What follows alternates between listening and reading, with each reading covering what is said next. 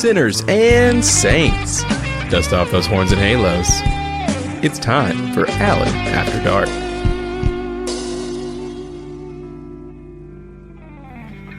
Well, sinners and saints, bitches, whores, sluts, etc., etc., etc., I guess you can tell that from my voice that I'm still unwell.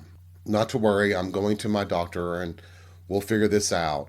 But there have been these whispers of this illness that I have, that a lot of people have, that seems to be like a sinus infection, but it never seems to get better.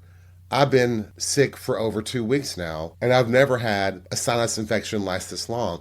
And it's not COVID, and it's not pneumonia, it's not the flu. But I thought with all this talk about this new illness that we all might have, and nobody is providing a name for it, and nobody in science is really talking about it, I thought, you know what? This could be a great reason to use this episode to go down the rabbit hole.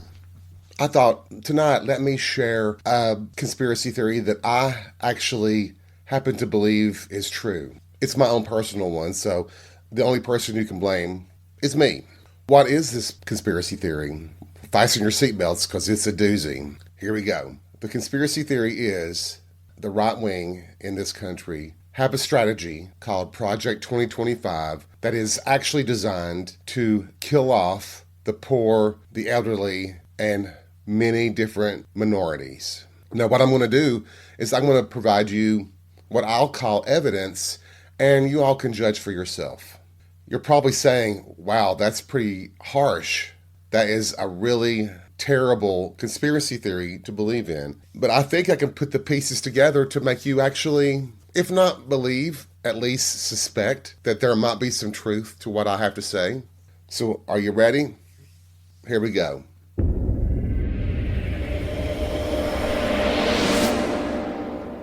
Project 2025 is being implemented almost in full by this administration.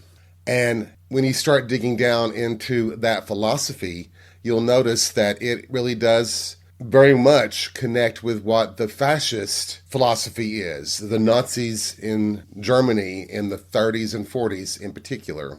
The first thing that Hitler and the Nazis did was target someone to demonize, and they demonized the Jews, the gays, and the gypsies. The right wing in this country have targeted transgender people, but immigrants in particular. They have demonized them. They have accused them of every atrocity in this country that has happened forever. They're eating the dogs, they're eating the cats. Remember that? Well, the goal of that is to get rid of immigrants, get them out of this country.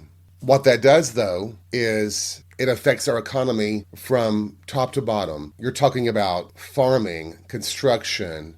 Every aspect of our economy is affected by immigrants. And removing them leaves many jobs open. But as you know, the average American doesn't want to work on a farm, doesn't want to work a lot of these jobs. So that leaves companies and employers the burden of hiring people, probably at higher wages, which will raise costs and probably reduce food supplies and other services. Well, did you ever think that maybe that's the intention?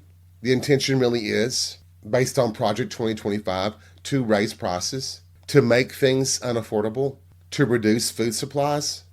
With construction affected, you have less housing being built. So the available housing, the cost goes up, making it virtually unaffordable in many parts of the country.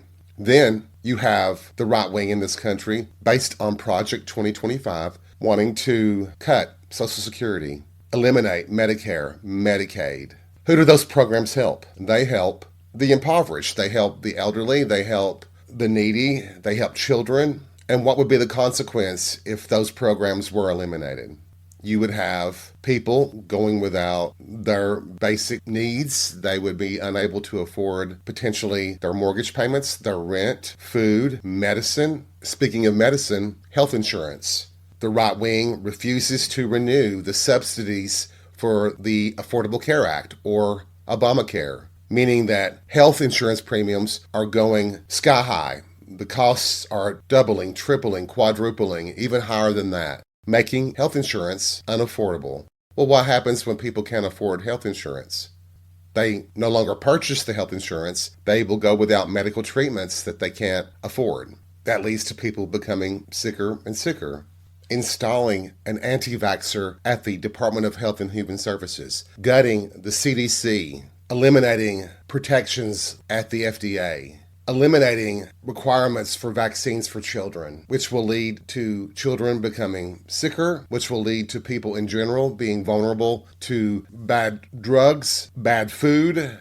Any product could be escaping inspection and poisoning the general public, in particular, those who can't afford more expensive, higher quality foods. Gutting the Department of Education, reducing funding to public schools in favor of private schools that are so expensive that a majority of the American people can't afford to send their children there. Tax cuts to the wealthiest in the country, but tax increases to the poor and middle class, reducing the amount of money they have to spend on basic necessities. All of these things, when you put them together, what would be the end result? The end result is more deaths among the poor, the lower classes, children, and minorities. But what if that is the end goal of Project 2025? To rid the United States of anybody that the Heritage Foundation and Republicans deem not worthy of being an American. Class warfare has been fought since the 70s, only it wasn't the Democrats that started the war. It has always been the Republicans and their pro-rich policies. They're the ones who look at the poor as weak, as an impediment to the ultimate American utopia. Their disdain of the poor transcends race, even though a lot of them do equate racial minorities with poverty. And that kind of accentuates that hatred and helps to further their demonization of those that they view as less than perfect. It reeks of fascist Nazi beliefs. And what did the Nazis do after they demonized certain groups? They began eliminating them violently through concentration camps. Project 2025 takes a little bit of a longer-term goal, but the end result is the same. Without healthcare, without good food, without affordable housing, without protection through vaccinations that are typically free to children, you're going to increase death rates. You're going to start eliminating people that you deem unworthy, that you deem as a drain on our resources. And people like the Heritage Foundation, the Republican Party, even Elon Musk, you've heard him talk. You've seen the Nazi salute. They view us, the average American, as weak, as unnecessary. Now, you might think right away, well, Alan, if that's your conspiracy theory, there are a lot of holes in it. Well, there are a lot of holes in a lot of conspiracy theories. I think I can pick out what you all believe are those holes. The first thing you would say probably is about employment, that eliminating immigrants and killing off the poor will leave vital, necessary jobs open and the work not being performed. And you're absolutely right. You have all these jobs that would be available because people have just died off or been shipped overseas. But that's where AI comes into play. Artificial intelligence. Project 2025 and the Republican Party, have you not noticed how they're all about AI? They really do believe that AI will replace a lot of these positions that will be open due to the loss of humans. They really do believe that AI can replace us, so you don't need as many people anymore. Unfortunately, they are sadly mistaken because AI is riddled with so many problems and errors. It cannot replace humans, but they're going to move forward with it anyway. You see it now. Big business is all on board with AI, and you're going to start seeing job losses increase exponentially across many different industries. Finance, banking, all these jobs are at risk. They are going to look at drones and robots replacing a lot of people as well. We all know that it's not going to work. Do you remember the internet bubble in the 90s? Yeah, that didn't last very long, did it? The same thing will happen with AI. And they've been very clever. Meta or Facebook, a lot of the social media platforms, they provide you with this AI program that allows you to create these cute videos, and it makes you start thinking that AI is this harmless little tool for making videos and songs and things, when in actuality, they're trying to condition us all to not think about the consequences of AI running businesses, running flights out of airports, driving cars, driving buses, creating programs that will enable drones and robots to pick crops, to start building houses, 3D printers even. All of these things are coming together in a conspiratorial way to eliminate those that would impede the Republican right-wing Heritage Foundation view of what the United States should be. Even their anti-abortion stance, it's not based on some sort of moral clarity from them. It is a bigoted approach of manipulating right-wing Christians, religious people, into thinking that they're saving lives, when actually the goal is to really kill off more minority women, to reduce populations, to incur that fear from women that if they were to have a child, that child won't be vaccinated, that child won't be taught in a public school, that child won't get food to eat to stay alive. And the hope has always been to have more Caucasian babies. Once again, this anti-poverty stance, this war against the poor, is partially based on race because they view white people as more successful. And that is racism. Unfortunately, for those that are blinded by their racism, they don't seem to understand that all these policies will affect Caucasian people in this country at a higher rate than minorities. Why is that? Quite simply, there are more white people, and there are more white people that are poor, especially in the American South. Remember, they despise the Southern poor as much as they do any other minority. In the views of the right wing, this Heritage Foundation, poor Southerners deserve to be destroyed too, unless they're willing to work for wages that are so low that they remain in poverty themselves. That would be the flip side of this whole situation, manipulating your own followers that are poor into believing they're not the same as the people being demonized.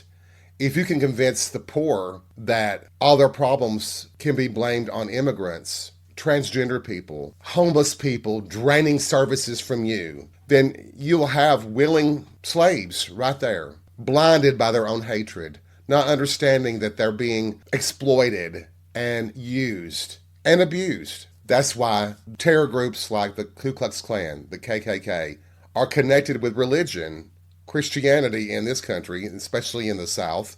That's a way to manipulate poor people in the South who cling to their religious beliefs at a level that will accept racism. So in essence, I'm saying that Project 2025 follows the Nazi playbook. You just change the targets of the hatred.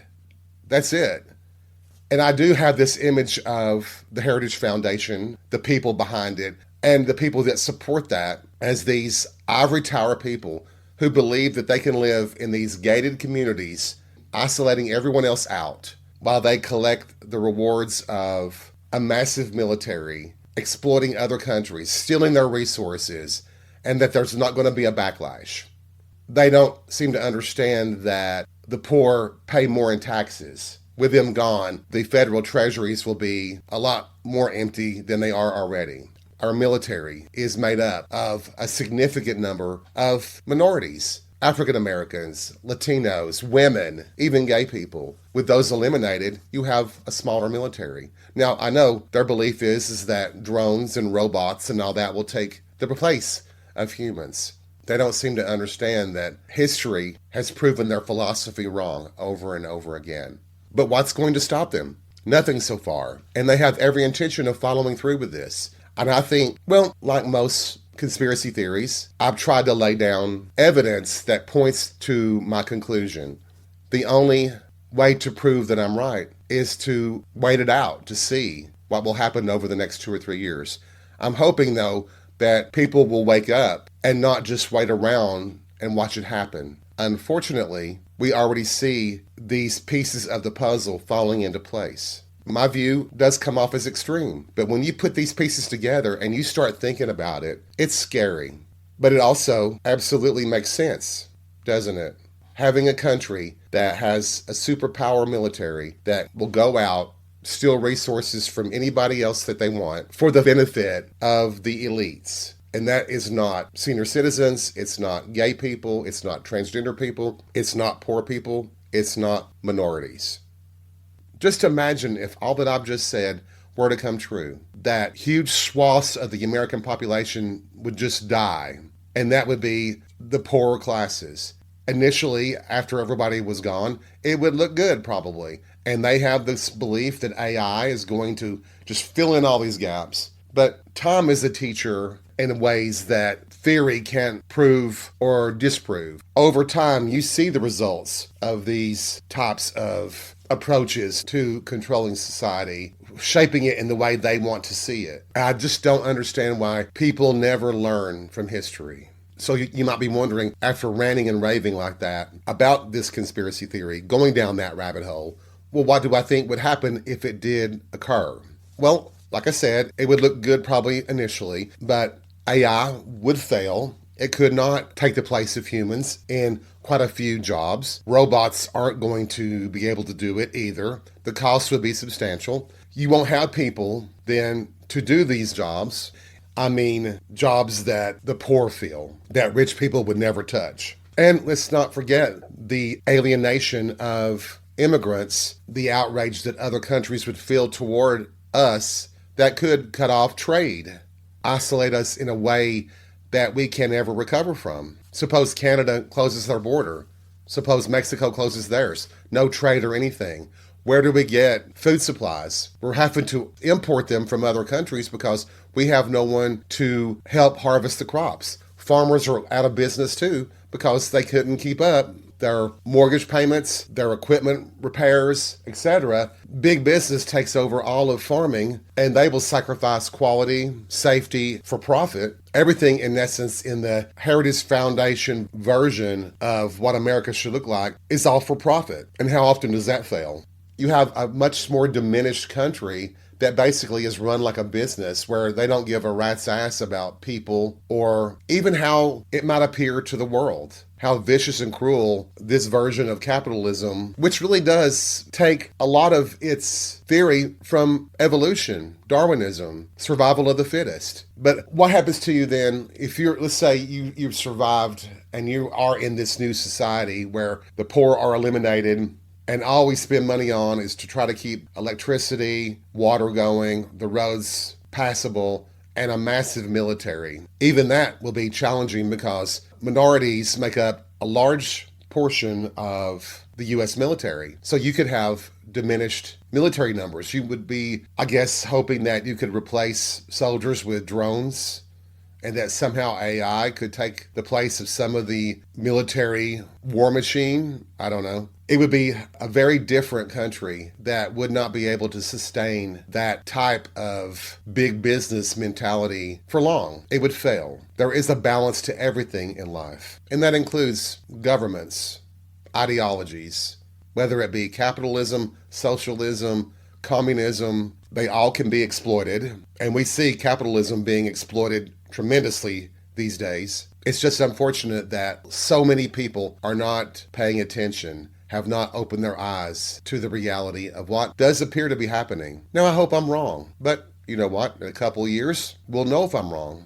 I almost want to chuckle to think that maybe I'm one of many patient zeros who has this new weird illness that just doesn't seem to go away.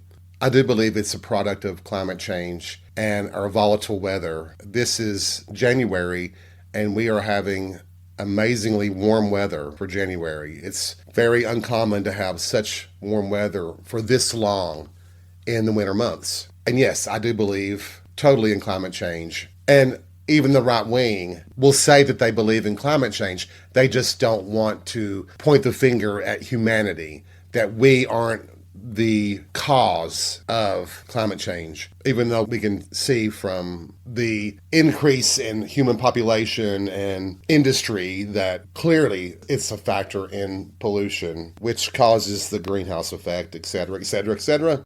You know, it's like the Avatar movies. The theme of those movies really is the wealthy of Earth driven by greed for a certain element that is so valuable that it makes people trillionaires on this planet.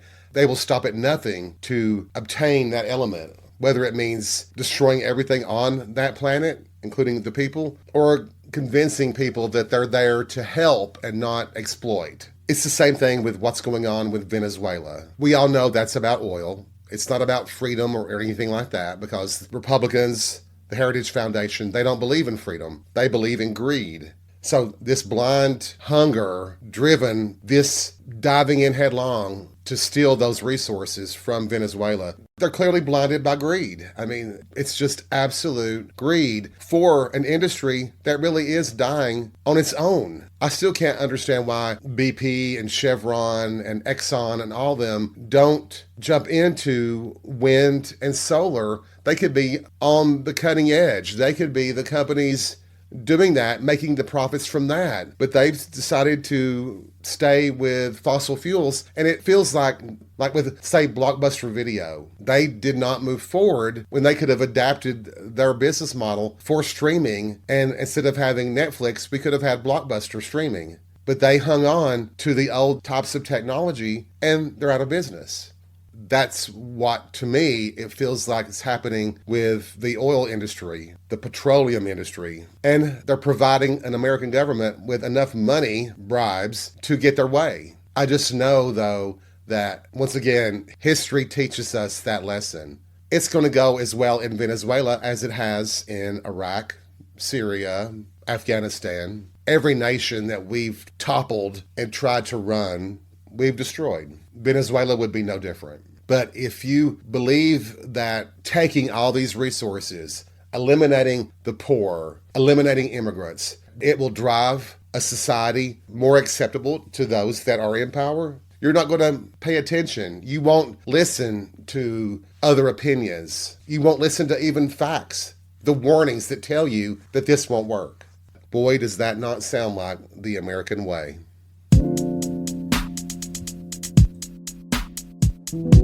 Thank you for joining me in the rabbit hole this week. I hope you've had a good time and been provoked and pissed off like I am. But even with all this trouble going on, always remember, take life by the balls and be real. We'll see you soon.